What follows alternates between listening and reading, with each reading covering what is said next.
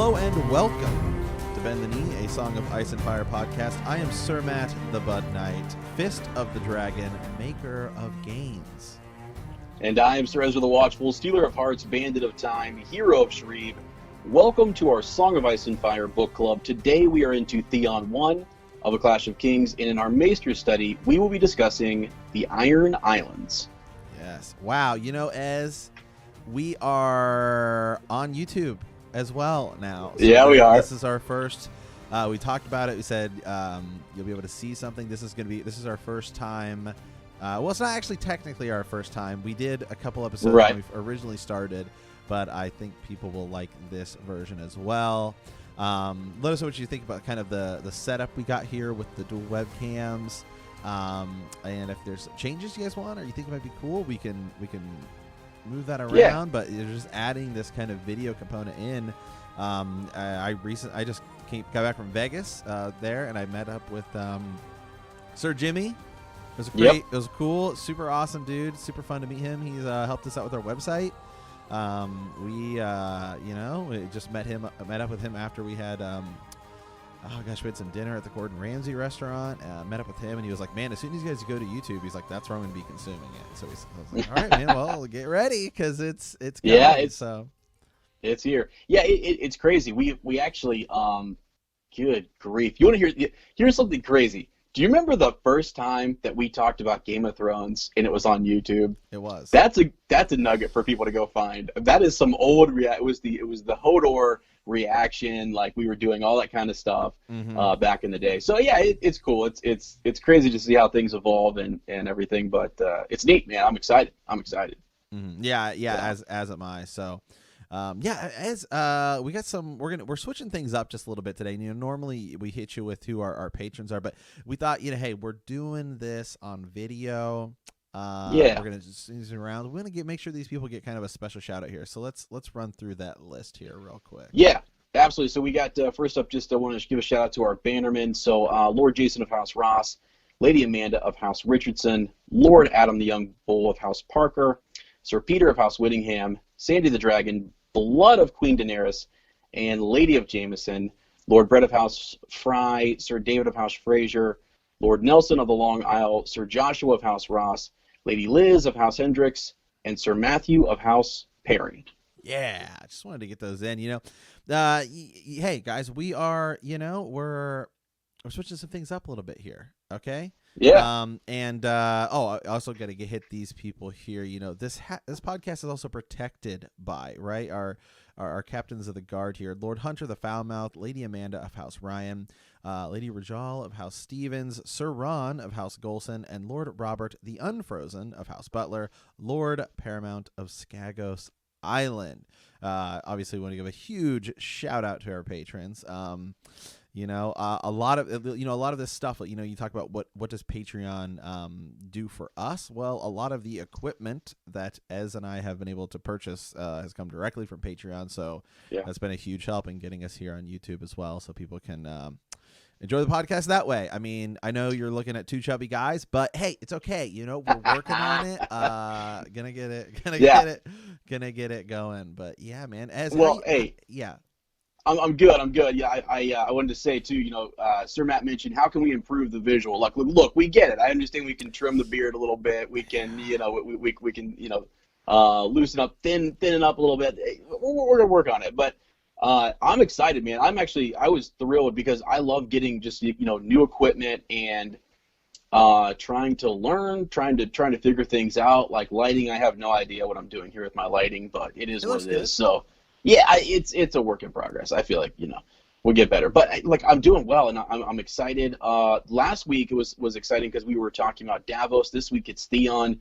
I was re-listening to the chapter again on the way home from work, and I'm excited because I think of these new point of views that we're going to be covering, and it's just, I don't know, man. It's really cool. It just feels like it's different. You said I can't pick my nose. Okay, I can't do it.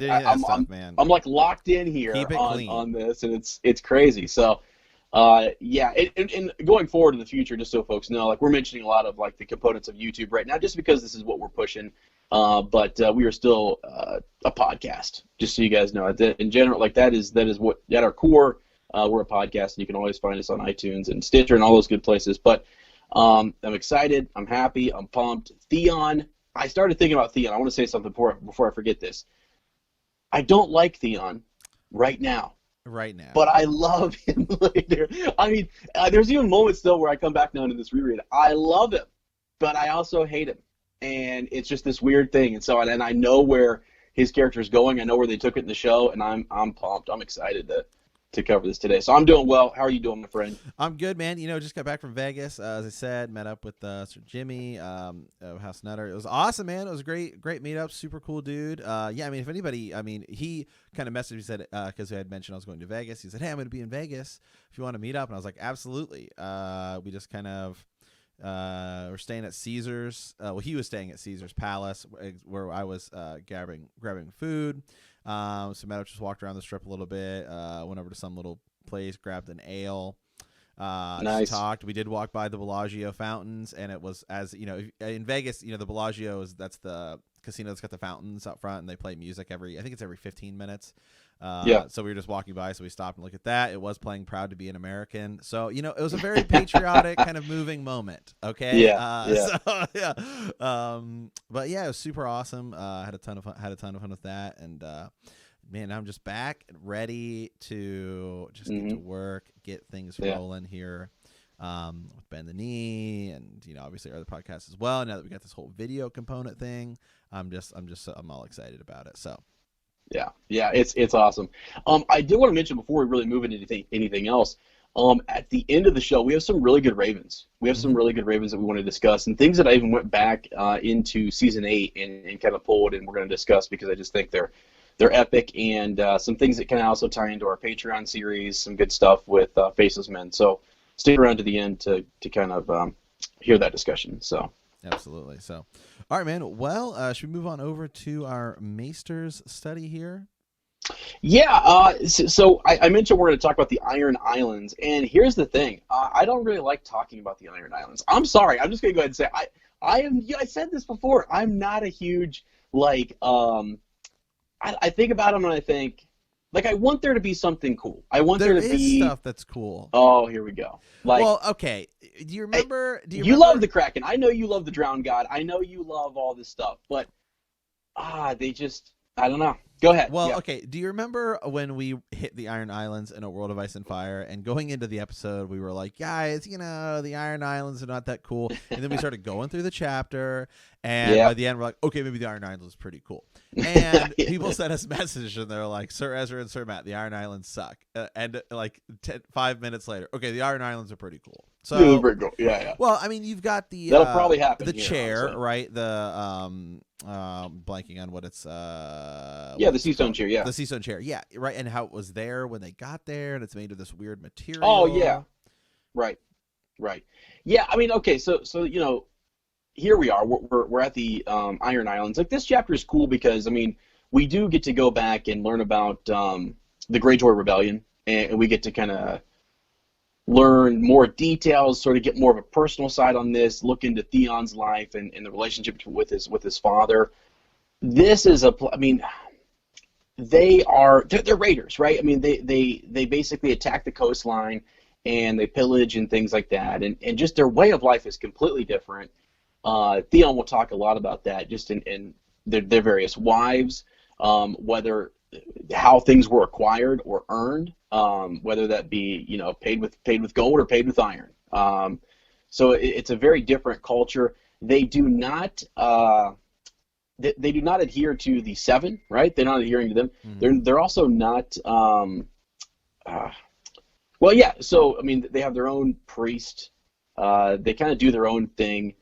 And right now, where we're at, Theon has been a ward, right? Essentially, he mentions being a prisoner at one point in this chapter to Eddard Stark. But yeah, it's also a very it's cold, it's windy. That's mentioned multiple times. Yeah, they're a fierce seafaring people who call themselves the Ironborn. Yeah, they at once, back when before Aegon's conquest, they were, I think they had a little bit more, like there weren't as many of the large, there were still large regions and stuff like that, but they were more prevalent, right? They actually acquired a lot of the what's the Riverlands, right? So that was what was his name? Let me go back into the histories here a little bit. Some of their it was their the guy Harrenhal, right? Mm-hmm. Am I right on that? Mm-hmm. Hair in the Black. Mm-hmm. Yeah. So, anyways, they're the Hoare Dynasty, right? So, yes, here we go. Yeah, and just sort of like so their influence used to be much more. It is now sort of pushed back just to these islands, and they're kind of, I don't know. To me, they're interesting just because they're so different. I guess they give you that different perspective, a different. They seem like a beaten down, not a beaten down people, but like they're not really well liked by the other kingdoms. They're not really a kingdom that is associated with much, really. And I would even say maybe even before the Greyjoy Rebellion that was the case. Mm-hmm. Right? Yeah. I mean, well, they've had had other rebellions in the past. Theon in this chapter mentions that it could be described as a land of 10,000 kings. Because there's just not really a lot there. The islands are really small. Theon, that's why they have to pay the iron price, because they want to see that you're a really good warrior, because it's not, it's not like even in like, let's say, take the North, for example. You have people who live out in the middle of nowhere, right? And then if they have to travel to see something that's going on, they come to this great, keep of Winterfell. And so I think there's this the regalness even of like something like Winterfell, whereas you don't really have that on the Iron Islands, and so it is its own people. When Aegon conquers it, that they can't even, the Seven don't even work there because they just don't really care. And so I think that they're part of the Westeros, but it's kind of, in a way, it reminds me a lot of Dorne, in that like Dorne doesn't really play a lot of the same politics and political power that everybody else does. Right. Yeah. Yeah. Exactly. And something. I guess a part of this too, and we'll kind of dive into some of the history here, is that when you look at Maesters, and this is again, I'm going to some of the wiki, and I got a couple of different sites put up here, but the idea that the Maesters believe that it wasn't really settled by. That it was settled thousands of years ago, and that there's still an element of like maybe even a culture before the Andals the Andals or even the First Men kind of came over, that there's something still kind of there. You mentioned the Sea Stone chair and stuff, so there's like relics or remnants of a super old culture there. But anyways, yeah, legend claimed that the First Men discovered what would be called the Sea Stone chair upon the shores of Old Wick. There is no evidence that the islands were inhabited by children of the forest or giants. Weirwood trees do not grow in their poor soil, so the old gods did not have a significant following there. Instead, the humans who came to inhabit the islands worship their own local religion of the drowned god. So again, that's from the wiki. You guys can go look at all of that history there. But I think that's what's different about it. And also, it's a group of islands, right? So it's not something that's you can't easily get there. So I feel like the type of people who would go there are those who were maybe outcast and who didn't have a place or like a belonging, or maybe just seafaring folk who enjoy that type of terrain. But yeah, to me, I feel bad because I never will do the Iron Islands justice, just because they're not my go-to. I like Theon really. Like, I really came around in the show to liking them more and wanting to know more about him and their culture and stuff just through his redemption arc. But early on, I'm sort of like, who do these guys think they are? But it's. They also don't get a lot of time. I would. That's true. On the Iron Islands, so we don't really see a lot of the Iron Islands, and even in the histories, the Iron Islands are not really a big player. So I think that's part of it as well. Yeah, it could be. Yeah, I don't know. And there are people out there who I'm sure are absolutely in love with this. And again, there are later on in the series, they do become a pretty big deal. We'll talk more about them for sure, because once they go inland and they start to kind of like Moat Cailin and different places that they will kind of acquire, and different skirmishes that take place are very interesting and significant to the story.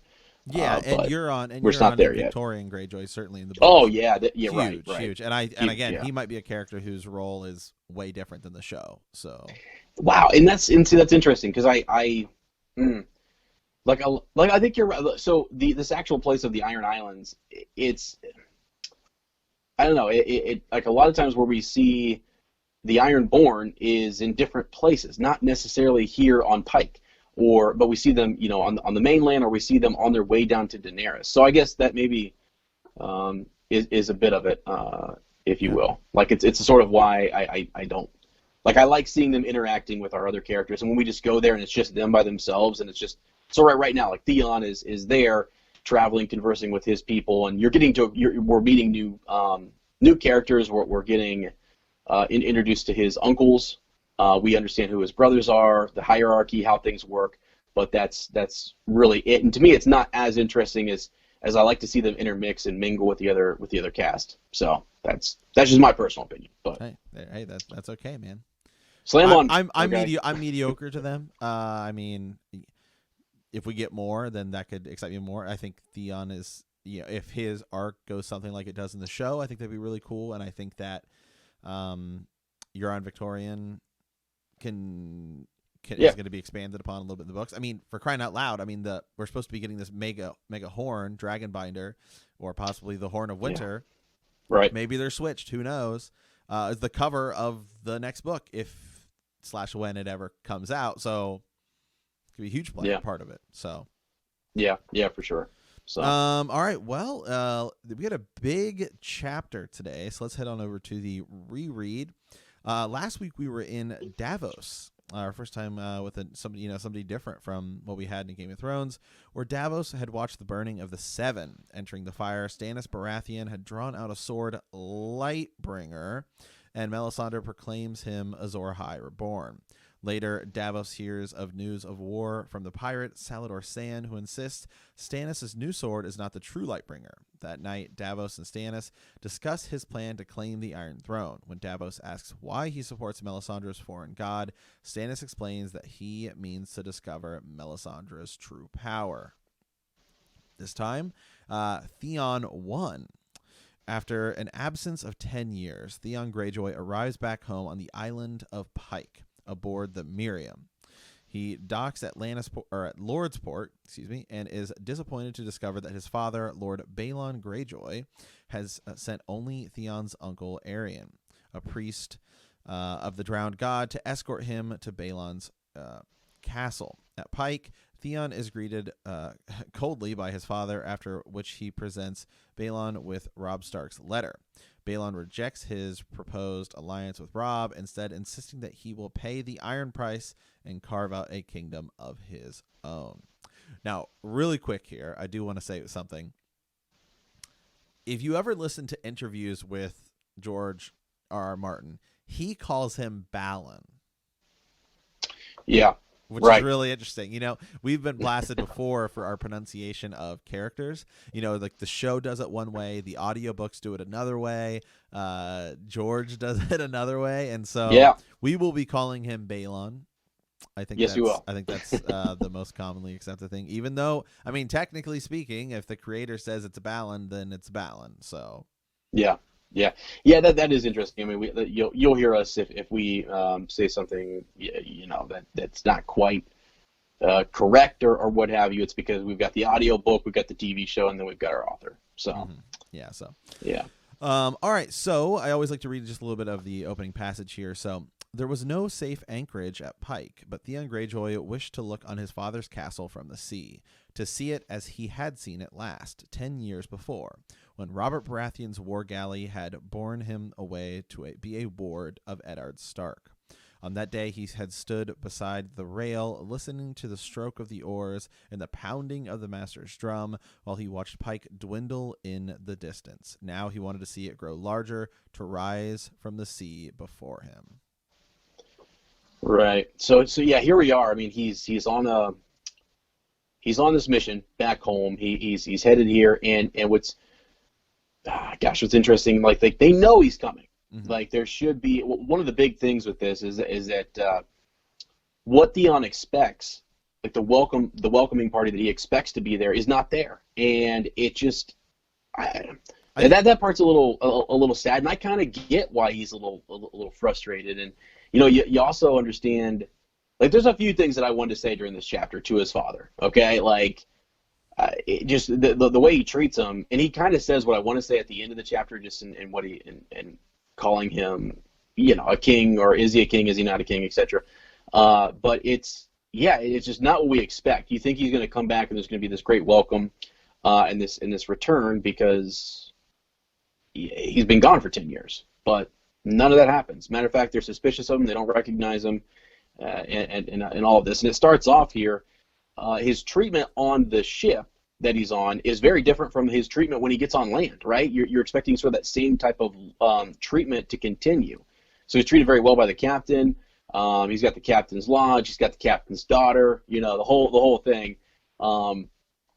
But yeah, it's not going to go. It's not going to continue for him as we move on land here. Yeah, well, and I think I think the show does a really good job of kind of taking this whole sequence, and this is an hour-long chapter in the audiobook, and condensing it down to about 5 minutes, and I think it does a really, really good job at that. But if you're Balon Greyjoy, and I think this is what we see as we dive into this chapter a little bit more, is there any reason really to? I mean, he's got his daughter, who he has far more faith in, and this is your son, who's you haven't seen in 10 years. So what are you? I mean, you haven't seen him, you haven't heard anything from him. What are you really to expect from him? Hey, you know what? And Dad. And real quick, and he is flying. And he is here. It's not like he's saying, "I've escaped. I'm coming home." It's, "I'm coming here on behalf." Well, he doesn't know that yet, but. Well, yeah. He very much can assume that he's coming on behalf of Robb, right? Robb, right. Yeah. So I kind of felt like at one point he ought to just say, like, "Hey, Dad, how about you don't lose the rebellion, okay, and get me sent off to off north, okay? How about that?" Like, that's where you wanted to say something, and he starts to kind of talk back to his father a little bit. Not that I think you should, or that's right, but I just was like, Jiminy Christmas, you're making out like it's his fault that he was taken in, and you give him no chance to sort of prove himself. You don't see, like, they focus on all of the differences, and his father focuses on all of the negatives versus trying to see the positive or see that he's grown into a man. And it's just sort of baffling. Now, again, I think Theon's super arrogant and kind of cocky coming in here thinking he's the heir, and so maybe he did need knocked down a notch, but at the same time, it's like, wow, that's got to be something to have. The first half of his life he's raised here for the first 10 years, and then that second 10 he's up in the north, and it's not his fault. I mean, it's not his fault that he's there. He was a young boy, he was 10 years old, I think, around about when he was taken, and his brothers were at war. They were killed. But yeah, I gotta say, Dad, that's on you, man. That's like, I'm coming back, and I can't believe that you're not excited for me to be here. But it's also it's a different time. I think had he have come back at a more like a peaceful time and not this time of opportunity, then I think things would have been different. Because as he's pulling up here, we notice in the chapter that he had called his that Balon Greyjoy had called his banners, right? And he sees the ships out there, correct? Yes. And yeah, so he's kind of wondering, like, is his father being cautious because this time of war and these various kings are fighting, or is he planning on something? At first, he almost thinks, does he know why I'm coming? No, he can't know. I mean, he keeps touching sort of the letter that Robb has sent or given to him to take, and it's like it's not that. It's there's something else. There's something else here, and so we kind of, as we follow Theon along, we'll eventually see where that gets us. But yeah. I mean, it is just interesting, really, because it's not like it was Theon's fault. It's not like Theon. It's not like Theon was an adult and got captured, or I mean, it's just Balon Greyjoy. Go ahead and say it. of all the of all the rebellions, right? I mean, it's just kind of dumb. I mean, you missed your real opportunity. I mean, at least now he's starting a rebellion at a good time. If there ever was a time to rebel, it would be right now when the whole Seven Kingdoms is at war. And, well, not the whole Seven Kingdoms, but the majority of the Seven Kingdoms is at war. Dorne's, hey, we're out of this. The Vale, we're really kind of out of this. So I mean, right now is definitely the prime time. But when he did it after Robert's rebellion, was a pretty idiotic time to do it. Like, what was I just don't get what his expectation was. Yeah, I mean, I think the only thing, I mean, he is kind of thinking that Robert is new. I think it was 5 years after. Yeah, I mean, it was definitely it was not afterward where you could rebuild and everything. Yeah. So maybe they weren't. I think, and what I've read somewhere is that they were working on building the Iron Fleet. So he was trying to build that up to then maybe have a better naval presence or something, and take Robert in that regard. But he declares himself, and they go in there take him out. But yeah, it is interesting. This is a better time. This is a better time for him to kind of go find a weakness, hone in on it, and exploit it, and proclaim yourself to be king and take over. Get your little cut. And that's why I brought up in the beginning, like there's this idea that, going back to the history, they used to rule like much more land. It wasn't just these islands, and so there's that. Yeah, and they're at a very strategic disadvantage at this point because they only have these 3 islands. It's not like they have land somewhere else that they can get people from. Yeah, so Balon Greyjoy's best.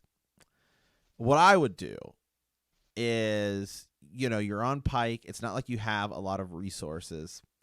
I think I might try and possibly go get wildlings. I mean, if you're Balon Greyjoy, you could bring Mance Rayder's entire army around the wall, and you could probably do it without a lot of people knowing. Yeah, right. They could. Because once you land, how are you going to siege a castle? I mean, the only reason they can take Winterfell is because nobody's there. Mm-hmm. Yeah.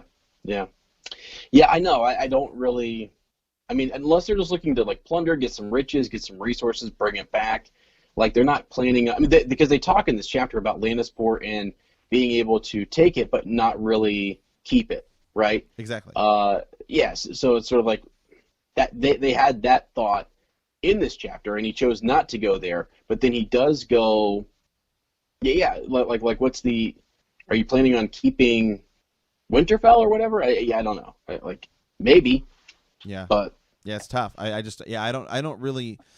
You're also cut off from your main like resource or your fleet or your strong like your powers. I would say. Yeah. You're just right. Or the where Iron Islands. is. Yeah, the Iron Islands just had an enormous strategic disadvantage.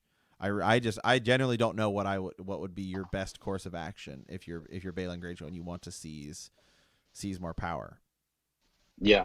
Without trying to start playing the Game of Thrones a little bit. And I think that's why people look at them as, in a way, almost nomadic, right? Oh, it's did you pay the iron price for that? It's like, well, no, I paid the gold price for it.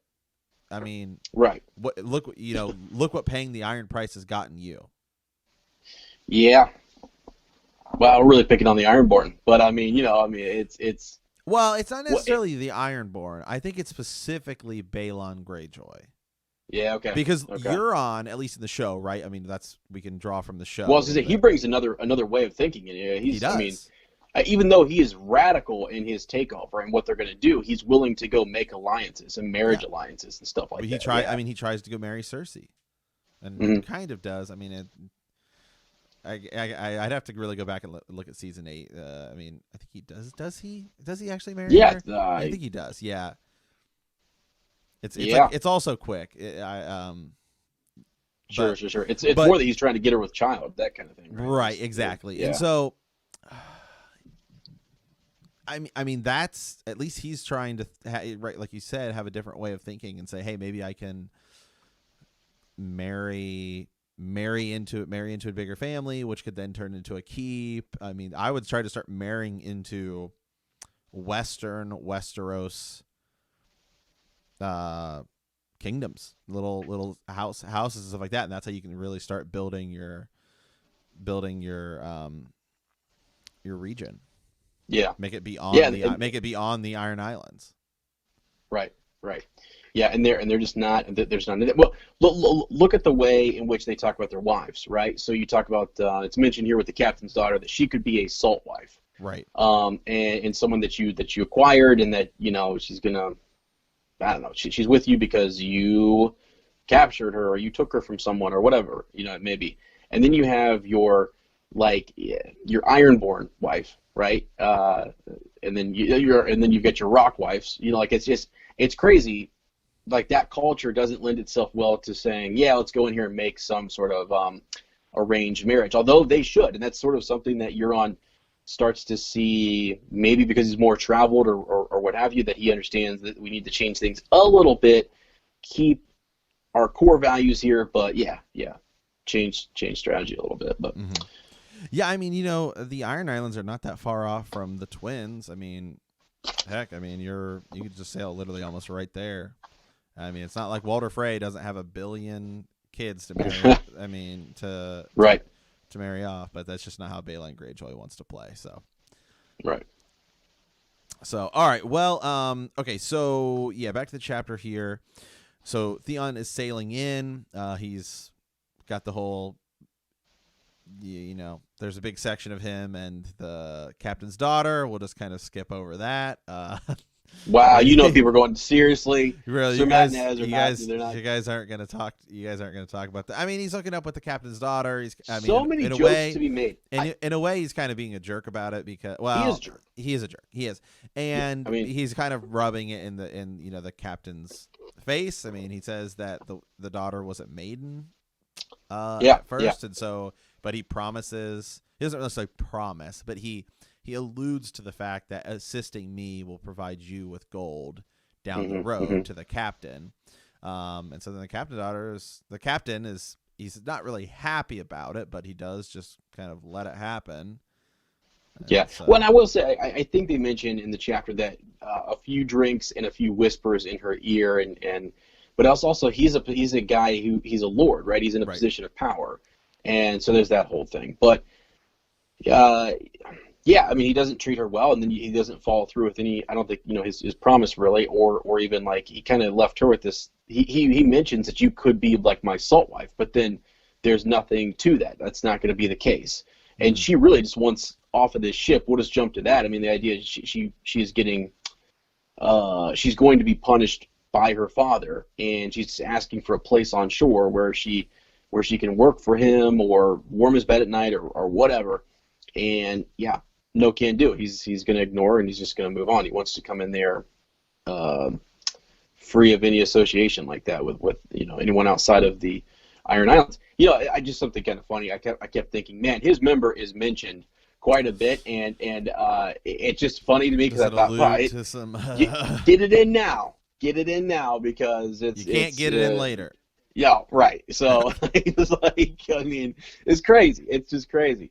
But I forgot how, like, this is an adult series. Like, I was like, this is the chapter that kind of reminds me of that. Right. I was like, wow. I actually forgot how much of that stuff was in there. Like him, just his, like the intercourse and everything that takes place. Yeah. Okay. So as his ship kind of begins to draw near to Pike, he's kind of looking to see as if some sort of, there's going to be like a company of men just waiting on him hand and foot when he gets there. When the ship lands, the captain announces him, and like nobody really cares.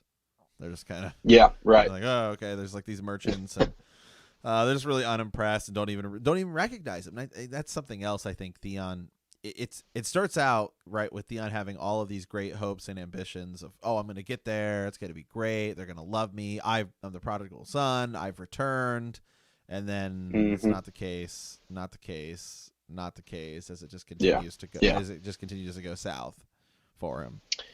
Yeah, and that sucks. I mean, I think that's this is an exciting time for him because he's created this plan. He has this alliance with Rob. He came up with this. Hey, send me back. I can help us acquire this, territory, or maybe be of some strategic advantage to you. And he's ready to go. He's ready to be in that position. And he also, I think, he thinks that. Well, again, this will show you that the Iron Islands, they're so far removed, even though that they're in the know on what's happening here with this war. Theon knows how powerful the Starks are, and he thinks that he's coming in here with this big opportunity for his people, and they don't want that. They're gonna earn it the right way. It's gonna be, bought the Iron way, right, with the Iron price, and it's just not gonna. That's what they're gonna pay. They're not going. Nothing's going to be given to them. They don't want that. So it just sucks. It just sucks. Yeah, because he shows up with all this armor and wants to look impressive, and you buy that with gold or the iron price. Yeah. Right. Yeah. Yeah. So really, like, let's get into an interesting character here, right? Aaron Greyjoy, who I think is very interesting, and you can it's brief, but you hear about him being one of the younger son or brothers. His uncle. This is Theon's uncle, and he's known as Dampere, right? Just because of his association with the gods or the drowned god, and and he's now like a priest, right? Or he's like a what do they call him? He's a bearded priest, right? Priest he's got the god. he's got the seaweed in his beard and everything, and it's just kind of crazy. But he almost doesn't recognize him, Theon, right away, and he goes from being this individual who was drinking, who was fond of women, and maybe a little rowdy and all this kind of stuff. And I guess like what's said in the chapter is that his ship goes down and he survives, and essentially the drowned god sends him back. What's dead may never die, right? So here he is, and he's a holy man now. He's holy. Yeah, I'm trying to see whose ship it was that. It was the Baratheons, right? It was the Fury, right? It was says during Greyjoy's rebellion, Aerion joined his brothers Victorian and Euron in raiding the coast. Aerion nearly drowned when the Golden Storm was sunk by the war galley Fury during the sea battle of Fair Isle. When the Ironborn fleet was caught in a trap set by the master of ships, Lord Stannis Baratheon. Aerion was initially believed to be lost at sea, but he washed ashore and was discovered by local fishermen who led him to Lannisport in chains. Aerion spent the rest of the rebellion as a prisoner of the Lannisters, but he was later returned to the Iron Islands. He spent time as a captive holding piss contests with lions, boars, and chickens. So, great claim to fame. Oh, wow. Yeah, great claim. Yeah. Yeah, so very different. I think it's one of the things that, like, later on, Theon says that everything here is the same, but yet everything is different. Right. It's weird. So the maester that is not there. The individual is Castellan, right, is not there. Like, there's so many different people who have changed or who are different, but the place is the same. Everything looks the same. He can remember the bridge, and it's a little odd to him. It's a little off-putting, but. So Aaron meets him, and when Theon is talking about how he's back and why is it that, well, I think he asked the question, right, why are you here to greet me? Why is my father not here? And he gets scolded, like Aaron scolds him, essentially saying, like, it's not for you to question, like, this is not your place, and he's immediately being sort of squashed a little bit. And every time that he questions a little bit too much, or he shows any of that pride or that, I don't know, swagger, whatever it may be, he gets squashed, and he gets kind of rebuked a little bit. First by Aaron, it'll happen later with his father, but yeah. So he's being told what's up. He kind of asks him some questions, right? Says, do you pray to the Stark gods now? Theon, who doesn't pray at all, says no. He commands him to kneel in the mud and drenches his head with seawater. From reconnecting him to the drowned god. He then goes on to tell Theon about like what's going on in the Iron Islands. He informs him, his mother now lives on Harlaw because her health and just because of her health.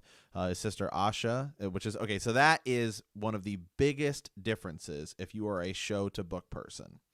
In the book, her name is Asha. In the show, her name is Yara. So that's really one of our first bigger kind of disconnects we've gotten to in the show and the book.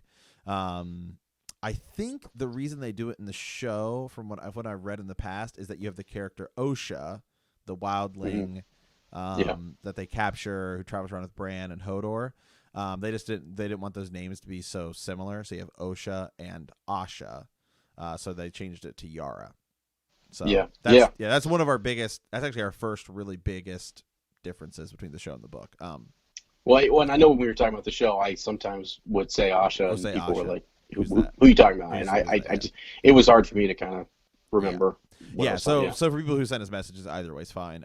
We know the difference, but Asha Greyjoy, she's now in charge of the ship Black Wind. She's gone to Great Wick, another one of the 3 Iron Islands, with messages from her father. Then Theon asks, why his father has assembled his forces, but Aaron insists Balon commanded secrecy. And then Theon starts to protest, stating, he has a right to know as Balon's heir, and Arion replies, we shall see. Yeah, we shall see. Yeah, I mean, like, he's just not treated with any respect at all. It's almost like he's treated as if he's like an unwelcomed guest, or like they begrudgingly are welcoming him back. It's weird. Mm-hmm.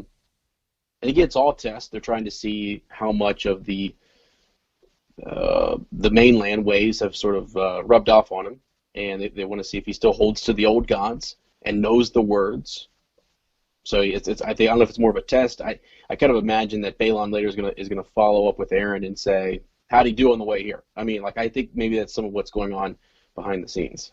Yeah, I do. Yeah, I do as well. And again, it's just more as you get further and further down, all of these things, the Iron Islands, as we've been saying, are totally different than the rest of Westeros.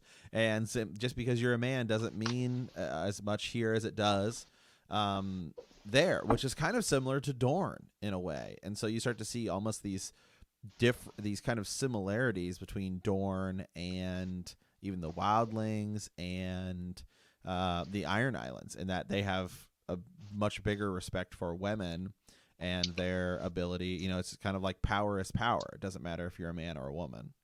Yeah, right. Yeah. What the word I was looking for earlier when we were talking about the Iron Islands initially is grim. It's a grim place. And so here we go. First, I want to mention, as you said, he was testing Theon. So Aaron Greyjoy was testing him and wanting to know if he still worshipped those gods. I actually like this line, this little passage here. So I'm gonna read this. So as he's pouring the water over him, the salt water, he says, he could taste the ocean on his lips. Let Theon, your servant, be born again from the sea as you were, Aaron intoned. Bless him with salt, bless him with stone, bless him with steel. Nephew, do you still know the words? What is dead may never die, Theon said, remembering. What is dead may never die, his uncle echoed, but rises again harder and stronger. Stand.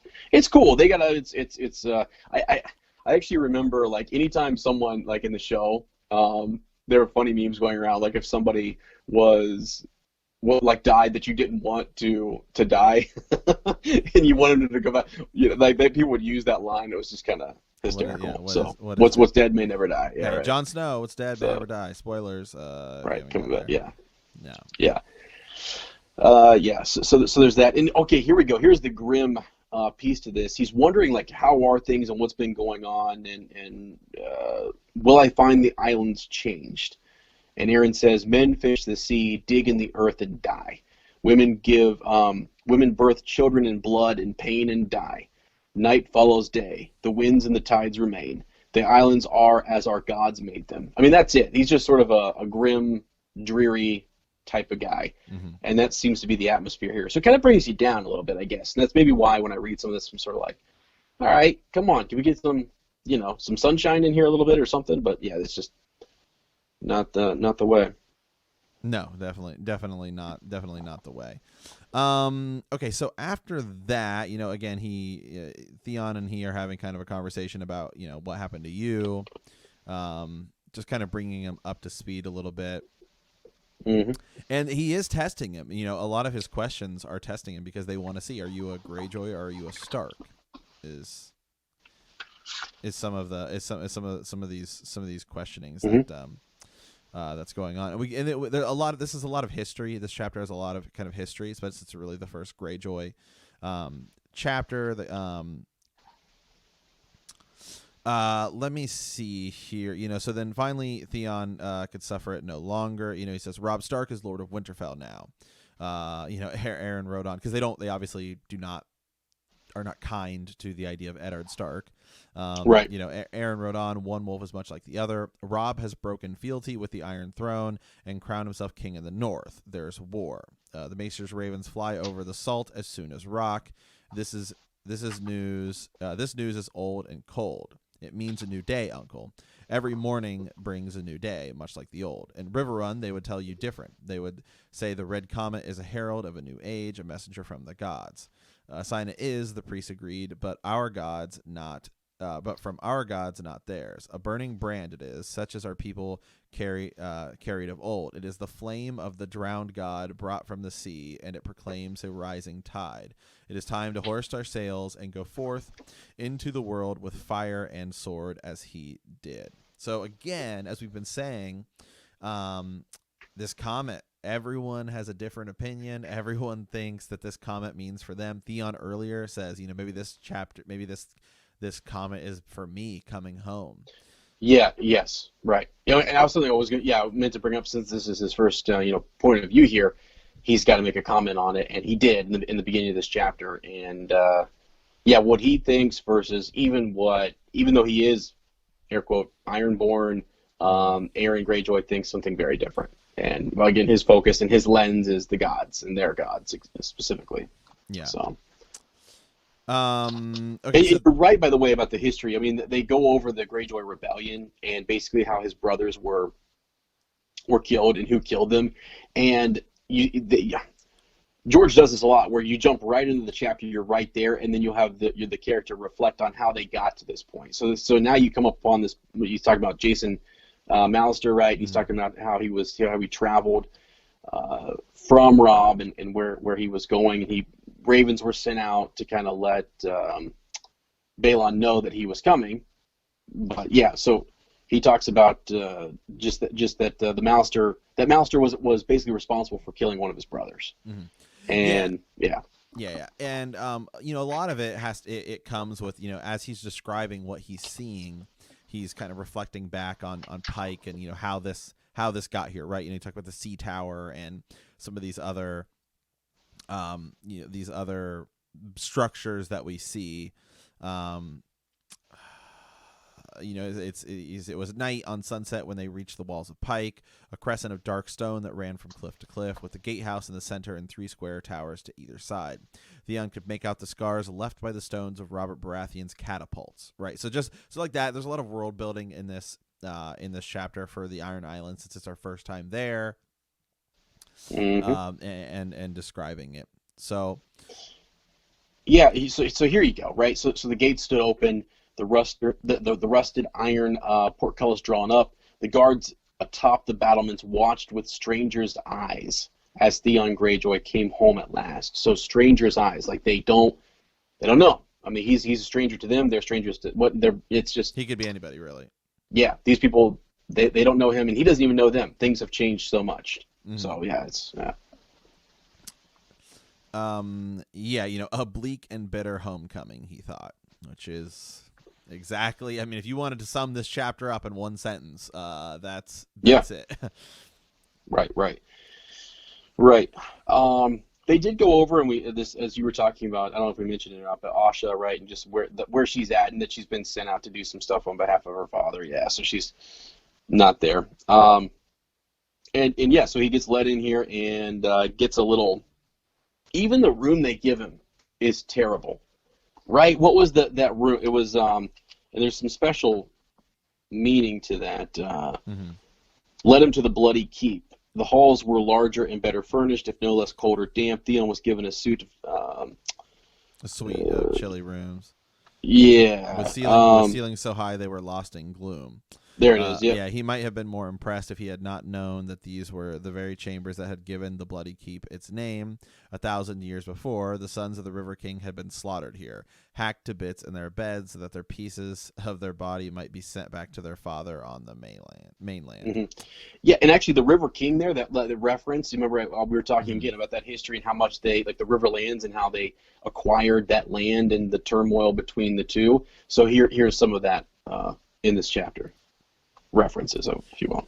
Yeah, and so he's just talking about, the wall hangings were green with mildew, the mattress musty smelling and sagging, the rushes old and brittle. Years had come and gone since these chambers had last been opened. The damp went bone deep. I'll have a basin of hot water and a fire in this hearth. See that the light braziers in the other rooms to drive out some of the chill. And gods be good, get someone in here to change these rushes. Yes, my lord, as you commanded. She fled. After some time, they brought the hot water he had asked for. It was only tepid and soon cold, and seawater in the bargain, but it served to wash out the dust from the long ride of his face and hair. So he is at least getting treated somewhat decent here, and this is about it for the entire chapter. Yeah, it's not, and I guess it's. Like, on one hand, I feel bad for him, but on the other, the way he commands and orders people around him, sort of like, come on. It just doesn't, it's different, and it clashes with the way Eddard Stark talked to people, and the way even Robb's, talks to his men.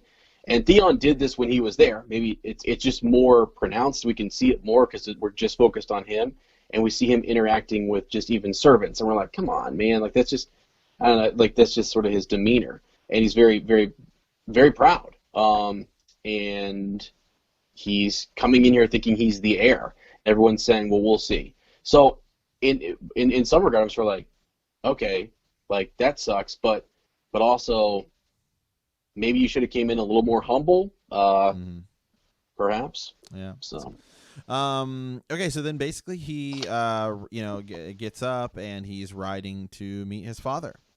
And so he rides in. We get Balon Greyjoy, had always been thin, but now he looked as though the gods had put him in a cauldron and boiled every spare ounce of flesh from his bones until nothing remained but hair and skin.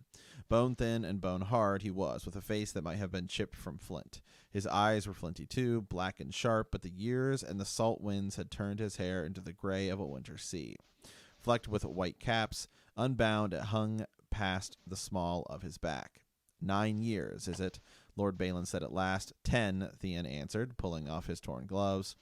A boy they took, his father said. What are you now? A man, Theon answered. Your blood and your heir. Lord Balon grunted. We shall see. You shall, Theon promised. It's just like, this is your son, man. It's not his fault that he was put in the situation he was.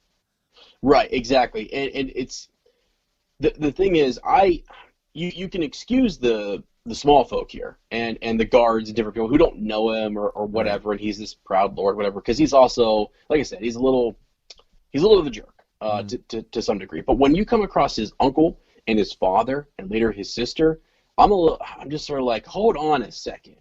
I mean, now they may think, well, the Starks treated you well, and you were like you were a ward there, but you maybe lived a better lifestyle. Maybe it wasn't as harsh. Maybe it was more cush in their mind, but still wasn't his fault. That's not where he wanted to be.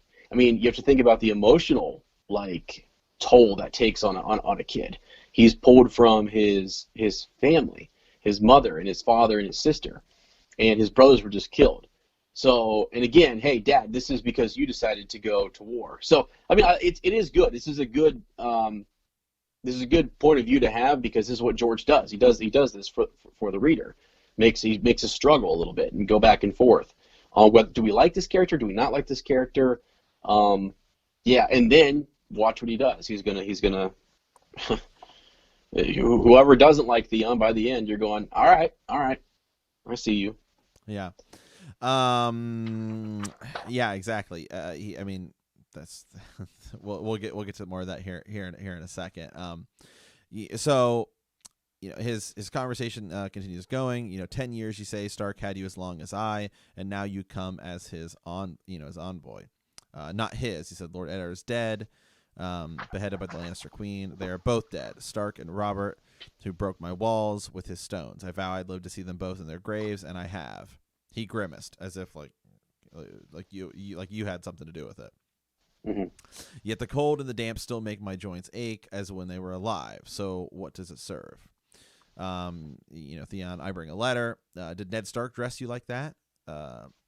Was it his pleasure to garb you in velvets and silks and make you his own sweet daughter? Theon starts to get blood rising in his face. I am no man's daughter. If you mislike my garb, I will change it. You will. That bauble around your neck, was it bought with gold or iron? Theon touches the gold chain.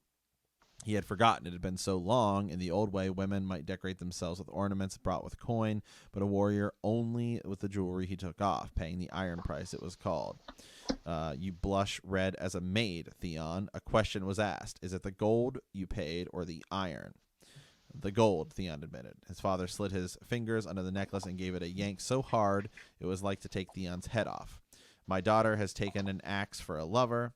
I will not have my son bedeck himself like a whore.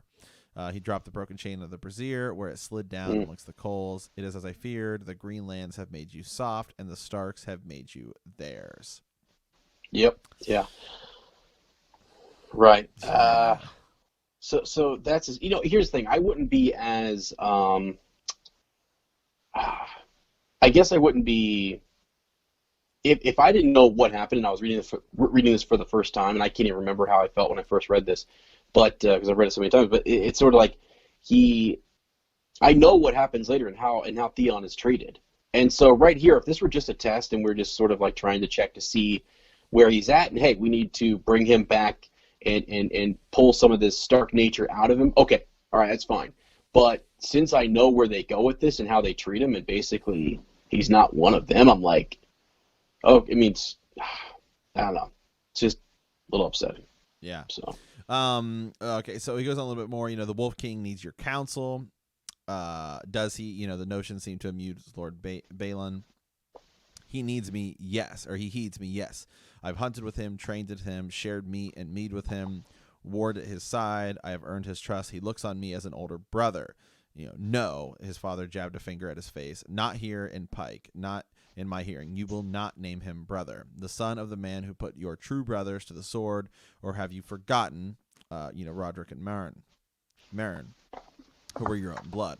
I forget nothing. Ned Stark had killed neither of his brothers. In truth, Roderick had been slain by Lord Jason Mallister, Seagard, Meryn crushed in the collapse of the old South Tower, but Stark would have done for them just as quick as the tide of battle chanced to sweep them together. I remember my brothers very well, Theon insisted.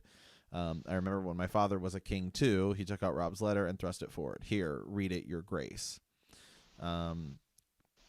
Yeah, there you go. I mean, I thought that I wish he could have done more with that, but I remember when my father was a king too, and almost again, I know ambition is sort of it's a good thing in their culture and what have you, but yeah, I remember when my father was an ambitious king who got his sons killed and his other son taken away.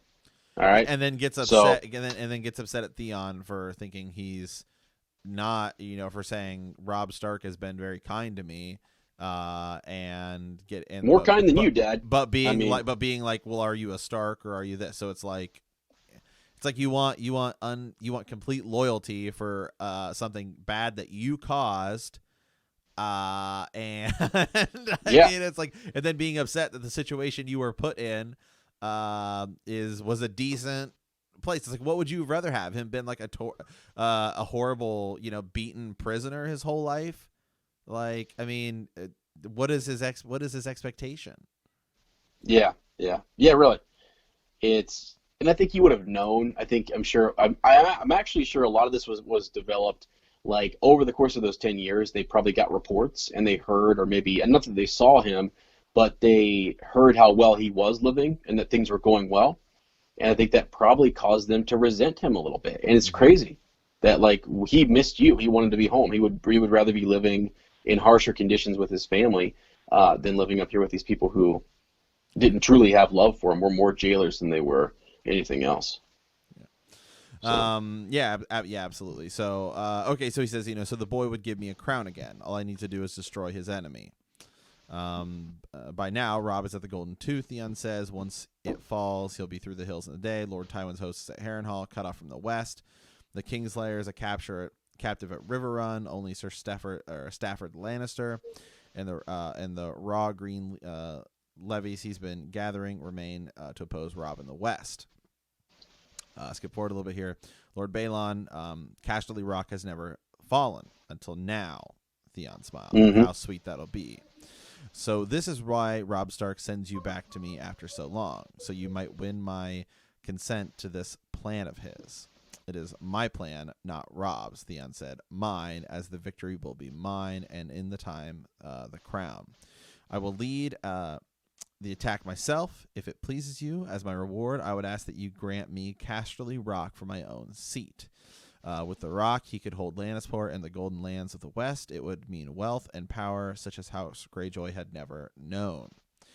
You reward yourself handsomely for this notion and a few lines of scribbling. His father read the letter again. The pup says nothing about a reward, only that you speak for him, and I am to listen and give him my sails and swords, and in my return he will give me a crown. He will give me a crown. A poor choice of words.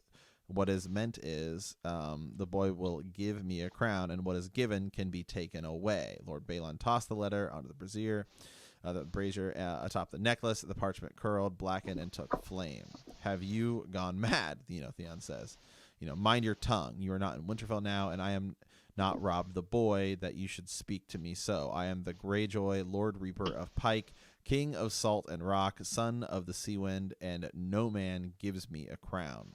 I pay the iron price. I will take my crown.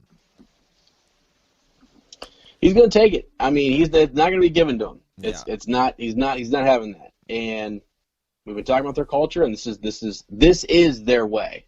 Okay, this is the way for them. Yeah. So then Theon stands back, and this is where every series changing chapter. This is such a huge moment right here because of what it entails later. Theon edged backward away from the sudden fury in his father's tone. Take it then, he spat. Call yourself king of the Iron Islands. No one will care until the wars are over. And to the victor looks about the spies and the old fool perched on off his shore with an iron crown on his head. Well, at least you are no craven, no more than I'm a fool. Do you think I gather my ships to watch them rock at anchor? I mean to carve out a kingdom with fire and sword, but not from the west, and not from the bidding of King Robb the boy. Casterly Rock is too strong, and Lord Tywin too cunning, by half. We might take Lannisport, but we should never keep it. No, I hunger for a different plum, not so juicy sweet, to be sure, yet it hangs there ripe and undefended. Where, Theon might have asked, but by then he knew. Let's go. Series changing, man. I mean, this was when I remember watching this for the first time because I didn't touch the books until season 4 or so.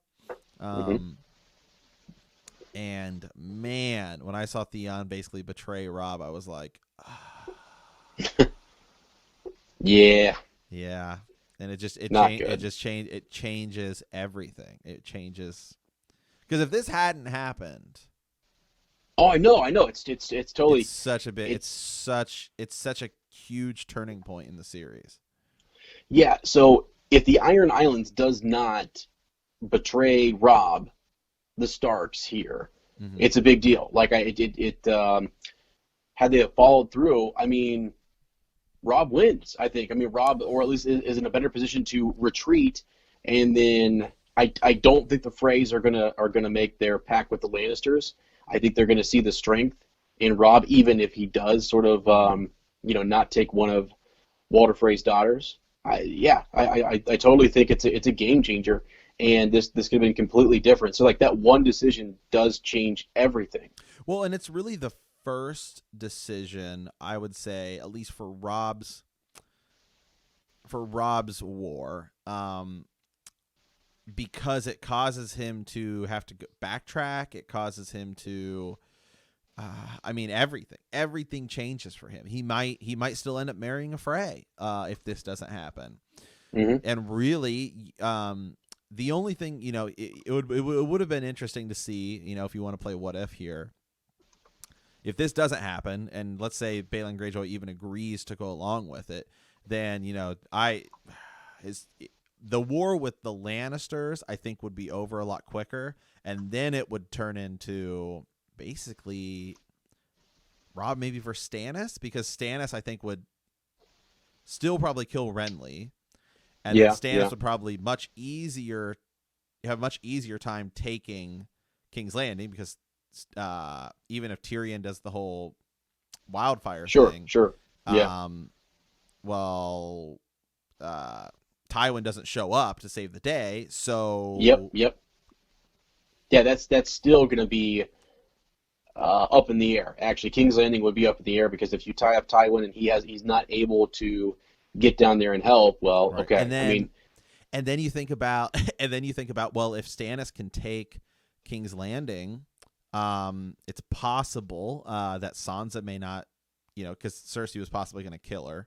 Right, mm-hmm. Or have them kill themselves, but it's possible that Sansa Stark doesn't die, because maybe Cersei tries to sell her to Stannis, right? Because hey, once you take here, this is going to be a valuable, commodity or something, and so there's that's in a bargaining chip with Robb if Robb, or hey, maybe you can come, maybe. Yeah, maybe we'll give. I love the what if. There's so many things that hinge upon this decision. Yeah.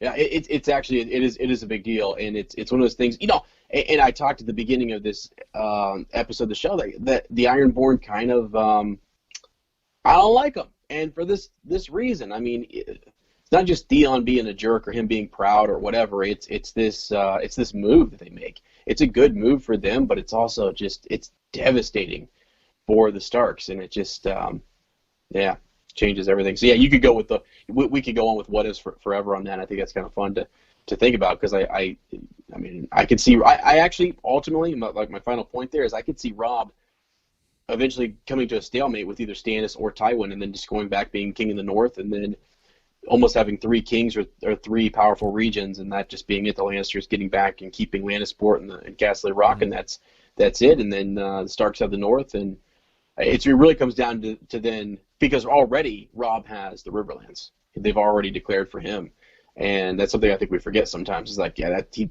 acquired a whole other region essentially. So it would have been interesting. Dorne would have split. The Vale might have. You also think about. Catelyn's on her way to go meet with Renly, right? And so, it's possible. Maybe it's like the butterfly effect. Who knows what could happen? I mean, it's all mm-hmm. It could all change. Stannis might not end up killing Renly. You never know. I mean, because it would change the war so quickly if Balon Greyjoy were sailed to Lannisport. I mean, now the whole paradigm shifts, because they basically view the Lannisters as out of it. Stannis might not even worry about Renly. He might just, I'm just gonna go take King's Landing, and then it's over. Sorry. Right. I'll deal with my brother later. Yeah, type of thing. Yeah. It's interesting to think about. So that's crazy. We'll kind of see the. We'll follow the Ironborn. We'll see what kind of mess they can make, and we know that's what it's going to be. It's going to be a mess. Mm-hmm. So. All right, man. Well, I think we got a couple of Ravens here, Ser Ezra.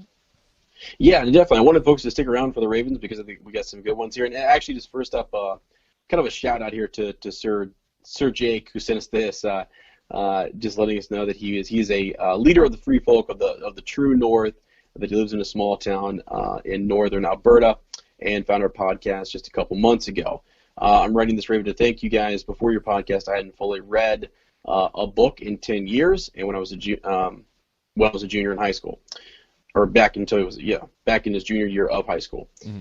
Now now I am balls deep into a series of Ice and Fire and cruising through a Clash of Kings. So thanks for getting me back into reading, as it was something I missed, and I wouldn't have started again if it wasn't for your podcast. Also, on a funny note, the library here only had the first, third, and fourth of the books in the series, so I had to send out a raven to Amazon and order a couple myself. Thank you for receiving this, and keep up the good work. So shout out to him. Anytime people just kind of send us in a raven and tell us they've been listening or that we got them fired up, and to get into the reading, I think it's great because we often talk about we are a book and show. We talk about both, and we have a lot of people who are just show heavy and they only watch the show. And we've tried to encourage people to get into the books now that the show is over. That was our big push and our big goal, and I think a lot of people have, and it's awesome. It's exciting, really exciting. Yeah, absolutely. And for those of you maybe who are just checking us out here for the first time because you came up, on YouTube or whatever, our ravens can be about any point in the series. Well, can be, so it doesn't necessarily have to be about what the chapter we're discussing. Certainly, those are obviously welcome as well. But it could be anything. It could be expanded stuff, dunk and egg, thoughts on the show, thoughts on the books, just anything. Ravens can be any point in the series. Yeah, absolutely. Yeah. So, okay, with that, here we go. This is a good one. Concerning Cersei's death. This is I think this was kind of cool, and I wanted to get your thoughts on this, Sir Matt. So in episode 5, this is going back to season 8 here. One of the biggest takeaways was Cersei's death. So many people have hated it. They wanted something better, and they wanted it by the hand of one of our heroes. First of all, we need to stop calling characters in this story or series hero/villain. That's probably a good point. Yeah, and then again, this shout out to Lady Amanda. This came from her. They all. Oh, I'm sorry, Lady Amy of House Woos. Yeah, or Wuss. Wow, I'm butchering all of this. Yeah, Lady Amanda. God, Lady Amy of House Wuss. Jesus. Yeah. So let's see here. So they all have character trait. Yeah. So heroes and villains, and I kind of think like. Yeah, the idea that that someone is only a hero or only a villain is not always. It's not the case in this. There's a lot of ambiguous characters, and there's a lot of gray. There's not just someone who's wholly light and wholly dark. Let's see. They all have character traits in both categories, and therefore we cannot simply place them in one box. Cersei was a terrible person for sure. She has had decisions that seem irrational and fueled by something. Something further than hate and rage. She is, however, motivated by her family and children. And being a mom, I hate even saying this, I can almost relate. I would do something fierce for my boys. Taking her situations and plot lines and background, I can almost is a key word here, understand why she did the things that she did. But taking away an honorable death by the hand of someone and instead having her cower in the dragon room in sheer panic and being crushed by the castle that wasn't really hers to begin with was poetic. What would she have done if someone came at her with a sword, a knife, fight? We have we ever seen her physically combat anyone? No. She's a mental fighter and a master manipulator. Seeing her break down and seeing that emotion was perfect for me. Perfect, I say. So, yeah. Again, Lady Amy. Yeah. Mother of wildlings. I love that. Yeah. Yeah, man, I agree, actually. I actually really did like Cersei's death, and I get... Again, this is one of these things we've said a lot that has to deal with season 8. Is kind of quick. It for some people it seemed... It didn't make as much sense. I thought in a way it kind of did fulfill the Valonqar a little bit because on one hand it's Tyrion with Daenerys, so that's like the younger brother, or possibly killing her there, or Jaime because Jaime says no, I think this is where we should go. We should go down here, and then it's almost like their decision to try and run and get out of the tunnels that they know about doesn't work. So. I thought it was good. Will it be different in the books? Probably, or even if it's similar, it'll be more drawn out and as a bigger moment. sometimes with the show, when you only have limited amounts of time, big moments that could be 2 to 3 pages in a book end up only being 30 seconds of screen time. So I agree. I did like it. I like that it was actually almost her decisions, right? That cost, that her thinking that she's so powerful, that she's so powerful that at this point, like, she's above it all, right? I mean, she's gone over the deep end. She doesn't have any children left, and all of this stuff. And so I thought if you were to explain the story to me, I'd be like, oh, that's really good. Like, if you were reading the script, I'd be like, that's a good decision. But sometimes the execution may just not be what people. That like, may like right. like Leia flying through space in The Last Jedi. When I read the spoilers, I was like, man, that sounds awesome. And then I saw it and I was like, that looks, it's like cringy. it was kind of cringeworthy. So yeah. No, I hear you, and I do think that I can't imagine her fighting for sure, or fighting anyone physically. So that's out. And then I think her being captured and either humiliated or someone killing her in front of a crowd like Eddard Stark, like there could have been some that could have been somewhat poetic, but you already had her, doing her walk of shame.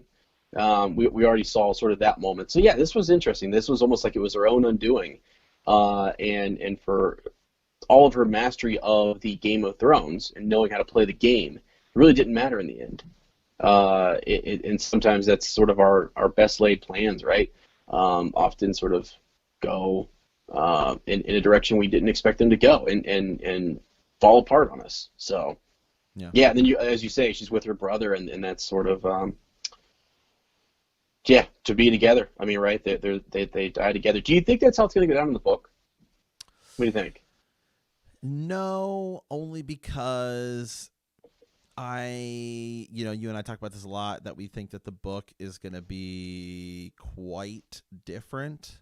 I do think that the others, the Night King, possibly, will be more of a player in kind of the end. So we'll see about that. Mm-hmm. But so I think it's going to be totally different. Is where I'm at. Yeah, I think they knew she had to die, and maybe they were given direction that she would die in King's Landing, but I don't know that they were given much more than that. If it was going to be, I just don't know what George gave them, and so we know. I believe she's going to die. I think that's sort of the case. I don't think they would have killed her. Oh, I definitely do think she is dying. I don't think she's surviving, but I don't know if it's going to go down the same way. Sure, yeah, I'm with you. So, okay, one more thing here before we hop out of this section. So, Jack and Hagar, right? We always kind of go. I love when his name pops up in the podcast and we end up talking about him. A few weeks back, maybe it was a month or so ago, we were actually talking about him and the killing of Pate, and sort of this.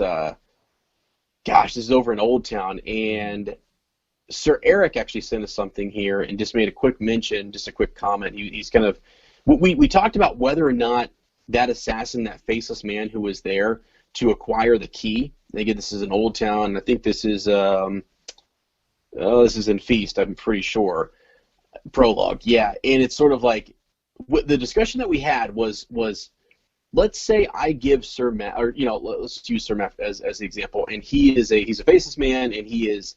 I've ordered him to kill some High Lord. Does that mean that he has the right to kill whoever he needs to finish that mission? You know what I'm saying? It's like is he allowed to kill whoever he needs to because he was paid, and the God of Death, needs like this Lord or this King or whoever is named, and anybody who gets in the way, whether it be an advisor or what have you, is going to be killed.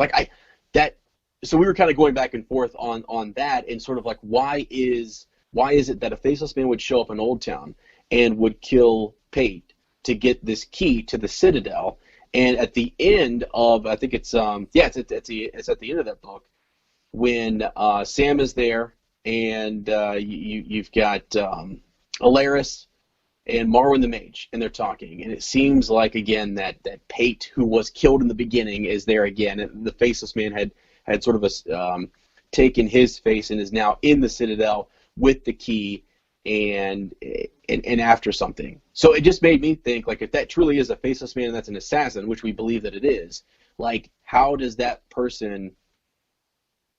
Why are they allowed to kill what seems like a pretty insignificant character to get the key?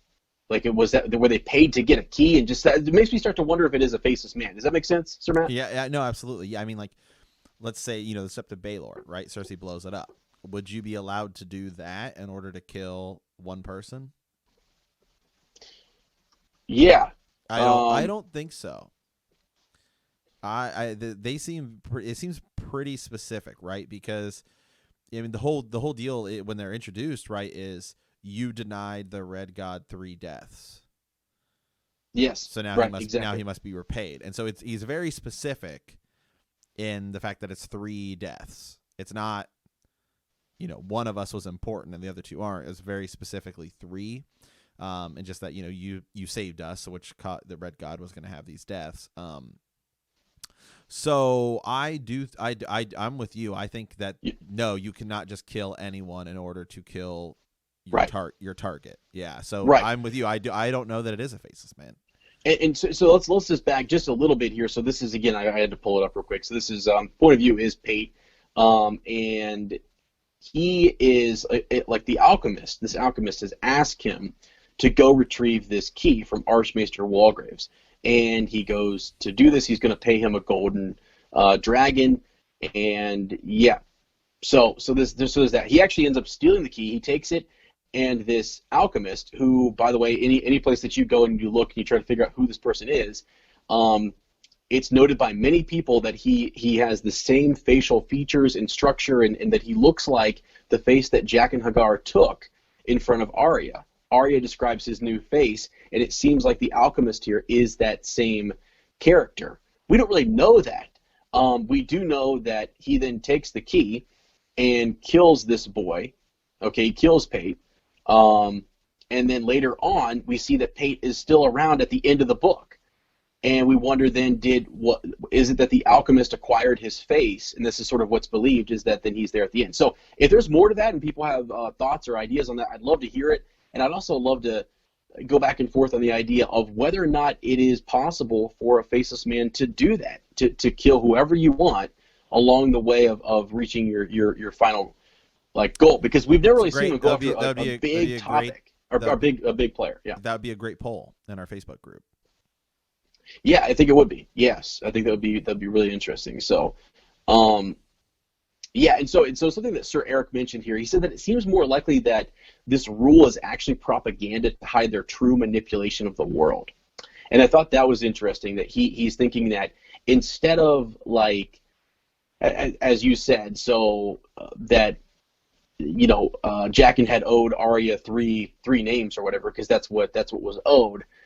It's more like that's just what they say. That's what these Faceless Men, kind of are known for. It's like sort of a 1-to-1. You name somebody, boom, we're going to go after that guy. We're going to kill just that guy. And we're super good at it, and we're only taking him out. And Sir Eric is saying maybe that's just propaganda. Maybe that's manipulation. Maybe they're doing a lot more of this than we realize. And I have to imagine, if you were to take out, let's say, a king, like if you named a king or you named a high lord, to get to him, you would have to go through his bodyguards in some way. Like, there may be some collateral damage or whatever, right? Yeah, possibly, yeah.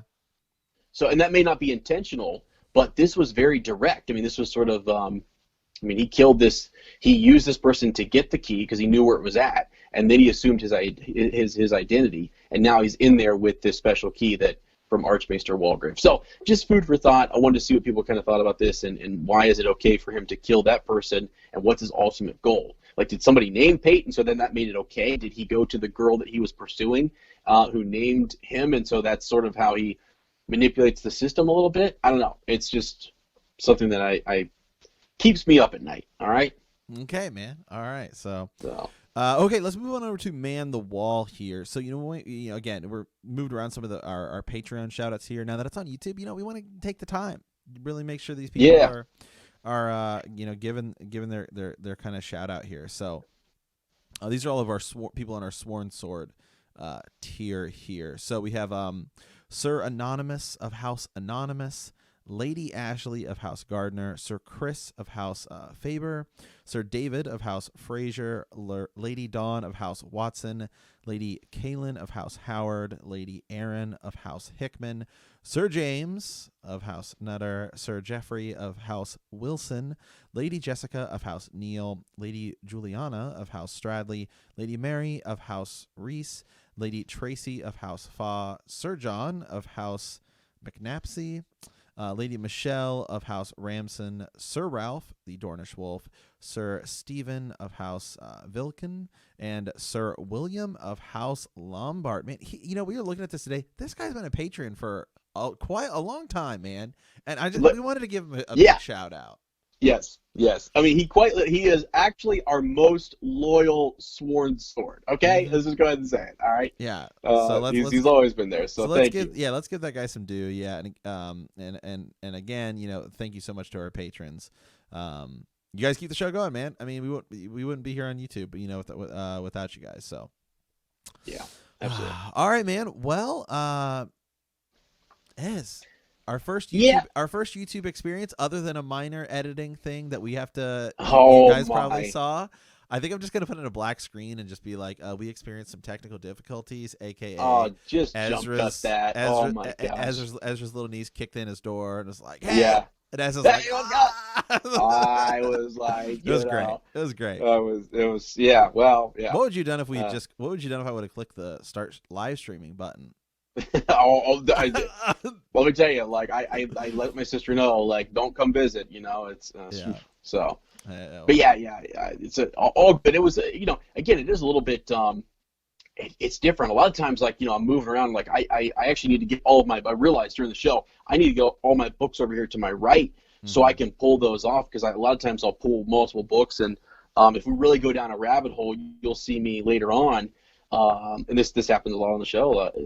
I'll try to find the chapter. I'll go to a search of Ice and Fire. I'll look it up, pull that book, try to find us a passage and read from it. So things just happen on the fly sometimes. I mean, like, we get into these conversations and they're great. And that's also why, and I'm glad that Sir Matt mentioned, like, the Cinder Raven. I mean, I love for people to, almost like our old Follow-Up Friday, challenge us a little bit and let us know what you're thinking about. What are you pondering? Is there something you think as we go into Winds of Winter? Do you have thoughts on a character and where they're left and what may happen, or predictions or whatever? I mean, because this is supposedly the year. So send some of those. We can start getting hyped for Winds of Winter. Now, some people are being pessimistic out there and saying you're going to be getting hyped for years to come, but I'm okay with that. All right, let's go. It's possible. I wish you good fortune in the years to come. Yeah. So yeah. So no, I mean, I think it's good, man. We're gonna post it, see what people think. We kind of got this little setup here, and it's also nice because Ez and I have mostly done this over the phone forever. We don't. We don't really actually look at each other when we podcast. haven't really looked at each other when we since I moved from Portland. We used to do it in the same room, and now we've honestly just done it over Skype or Discord, Skype, and then phone calls, and so now it's actually like, we get to see each other. It's pretty cool. And what's fun is that what we used to do, and I kind of was thinking about this, is when we used to sit at the table. I used to be able to give you like hand signals, sort of like, you just keep going with that dot, right? But I wouldn't say anything in the mic, and then I would be like digging for something, right? I know, yeah. And so, so now it's kind of cool. Well, fortunately, I have this webcam that I'm pointing at on me. I have to trick my computer into some weird things to get this all to work, and then I have another webcam that you can see. I think you can see my hand moving right here, maybe. Yeah. No? Yeah. So I theoretically could give you some hand signals that are on this other webcam that you see. Yeah. Yeah. So it is possible. So I'm gonna have to figure that. I'm gonna have to figure that out since I have two webcams on me. I had to trick. I don't even care if people see the hand signals, because I think that's sort of the funny part, right? I had to trick. I some technical stuff. I had to because I use OBS, which is like a live streaming kind of. People use it a lot for Twitch and stuff, and I had to use it so that Then I had to figure out, how do I record Ez's image, my image, at the same time. But then we Facebook call each other, which we found to be the best platform to make it to where I can get it all dialed in and get the picture all dialed in. But then I can't use the same webcam for two programs, so I have to load up like a video game on this capture card thing I have, then switch to my other webcam. It's all this stuff. But yeah, so it's crazy. He's running the ship over there. Hopefully, yeah, it is. It's literally, and then before we started, like 2 of my USB ports on my computer died or something. I don't know. I got to figure it out. Never update your computer, because the second you update your computer, everything jacks up and nothing works anymore. So, that's great. Technical stuff aside, then I have this light behind me, which I was like, it's really cool because I can change the colors, and I'll change it to red when we're doing Game of Thrones, and it'll be like, Game of Thrones themed. And then, I forgot that we just changed our internet, and so now it's synced up via Wi-Fi, and the Wi-Fi is all different. So, hey, more kinks to work out. Here's how I feel. I feel like it's episode 4. We're in the Millennium Falcon, and you're Han Solo trying to get us jumped to hyperspace, and I'm like, "What's that? What's that flashing? What's that red flashing?" And you're like, losing a rear deflector. Drag yourself in. It's like, yeah. But that's how I'm sitting up here. I'm like, speaking of hyperspace, that's what we're recording right now, right after this. But so bear with us here, and hope you guys enjoy it. Give us feedback. Let us know. We kind of have this like little overlay thing here with some ice and some fire in the background. It's kind of moving. Is that too distracting? I tried to pick something somewhat subtle. So let me know. Just let us know, and we'll update it. And I do want to mention, too, for folks, because this, if you only listen on iTunes, you listen on Podbean and Stitcher, this is sort of a one-time thing. We're talking about sort of going forward, really, we're back to a podcast, and if the visual, if something happens, it's kind of funny or whatever, you can then come click on the visual and check it out. But today, we just kind of wanted to really, let you guys know that if the show sounds slightly different, it is because we are sort of in a different spot, and we're positioned differently, We don't have our feet up and laid back in a recliner with a book, Yeah, exactly. Yeah, that's definitely the one thing we don't. Not that we're not trying to make the YouTube version of this good. I mean, we are, but one of the things we ran into when we used to do YouTube for back in the old Rebel Watch days was that it felt more of a YouTube show and not a podcast. Yes. And so I think we've learned from that, and we want it to. It's a podcast first. Yes. Say that. And then there's also just now a video component to it. So yeah. So going forward, know that. And and by the way, if you haven't gone, and so since we're doing this now, and we're talking YouTube, I know you're listening on iTunes and Spotify and what have you. This is more just a sort of this is for Matt and I. Just go subscribe to the YouTube channel, right? I mean, are we at war with other people? Yes, we are. We've been at war. Go back. All right, we've been at war with other podcasts and YouTube. Let them bend the knee. Let's get back to the days of old where we used to tell people how it was, how it is, it's going to be. Yeah, absolutely. So anyway, well, all right, guys. We want to thank you for playing the Game of Thrones. In our next episode, we will be discussing Chapter 12, Daenerys I of A Clash of Kings. If you like our podcast, don't forget to subscribe, like us, write a review, leave a comment, or send us a raven at btkcast@gmail.com. Maybe Ser Ezra can turn his camera on until we've gotten through the whole outro, but we will see you in a week. And remember that the night is dark and full of errors.